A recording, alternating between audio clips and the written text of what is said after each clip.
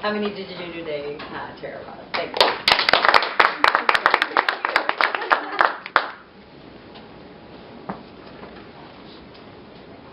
A common question at my house at the end of the day is, how many did you do today?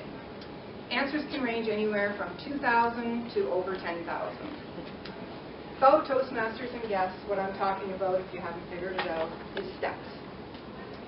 I remember when I was about 8 years old, all of my friends and I begged our parents to let us have boxes of Kellogg's Corn Flakes so we could get the little red plastic pedometers out of them.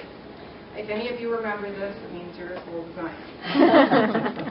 We all managed to get them, and we put them on and wore them for about a week and did lots of steps around the neighborhood, and then they broke because they really weren't very good quality.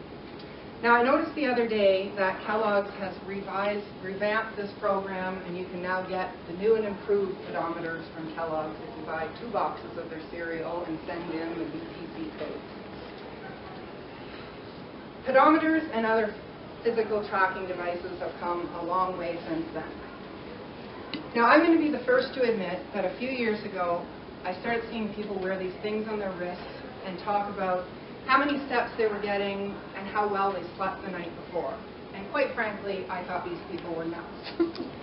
Then, last Christmas, the worst thing possible happened to me. I opened up one of my gifts, and there it was, a Fitbit. Instantly, I was thinking, why would someone get this for me? I don't want this. I'm not wearing this. I don't want to have this. I'm going to return it. But I didn't want to offend anyone, so I didn't say a thing. All day, I thought about this. How was I going to get rid of this? How was I going to bring this up? How was I going to tell this person I didn't want this? At the end of Christmas Day, I decided to at least try it on. As I was putting it on my wrist, I was coming up with many reasons why I couldn't and shouldn't wear it. It was going to be too tight. It was hard to get on. It was probably going to hurt my skin. It had to be charged. It was awful. So I finally did put it on and checked out some of the features. And then I made a deal with myself that I would wear this for 1 week, and as long as I didn't dirty it or do anything to it, I would be able to give the person who gave it to me many reasons why I couldn't wear it, and then I could return it. Well, here's what happened. A few years ago, I started working from a home office. Now, I've always been a physically fit and active person, but I didn't realize that now that my day mostly consisted of getting up, having breakfast, going to my home office, sitting there all day working, talking on the phone, doing quotes. At the end of the day, I was getting about 2,000 steps or less. So I Googled what is a good amount of steps that we should get to be physically fit. And I couldn't believe when I saw the number was 10,000. I was shocked. So instantly I decided, wow, I have to do something about this. I'm going to have to start moving. I'm going to have to get up every hour. I'm going to have to put steps in. Then I was a little bit stressed. Wow, now this gift is stressing me out. So I have to equate the Fitbit much like Toastmasters. Toastmasters is a safe place to try new things and get positive feedback. And the Fitbit is much the same. It will vibrate on your arm and give you nice little messages like, take me for a walk, or want to stroll. But after a while, when you feel that vibration, your brain says, you're being lazy.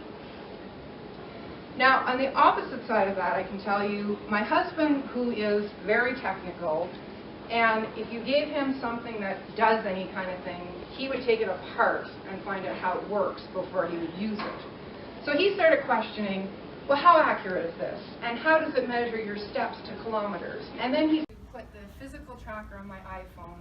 A friend we have has a Garmin device, and we had the Fitbit, and then we all had to go for a walk. At the end of this walk, I had about 2,000 steps.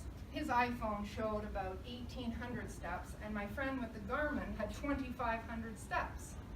So there is a big discrepancy, but in my mind, if you're only comparing your own self to yourself, I think it's pretty good. If you do 4,000 today and 5,000 tomorrow, you did better. Now, some other limitations I have to say is a few weeks ago, I was on my exercise bike in the basement, and I am biking really hard. I have sweat pouring down my face. I've been on the bike for 30 minutes. All of a sudden, my wrist vibrates. and I flip the wrist to see the message. It steps the clock. This thing thinks I'm not doing anything. So many people have told me, oh yeah, but you gotta put it on the pedal of the bike so you don't lose out on tracking activity. Well, I'm really not that hardcore about it, so I'm not gonna do that, but I guess for a person who likes that, they could do that.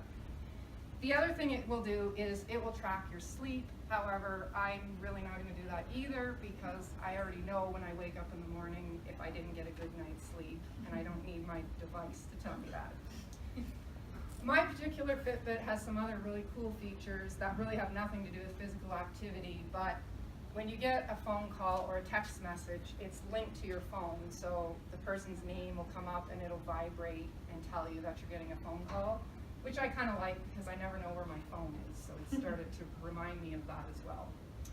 So in conclusion, I can tell you my 1-week trial turned into 3 months, and I do feel better. I know I'm moving more, my back hurts less, so it really did turn out to be a great gift.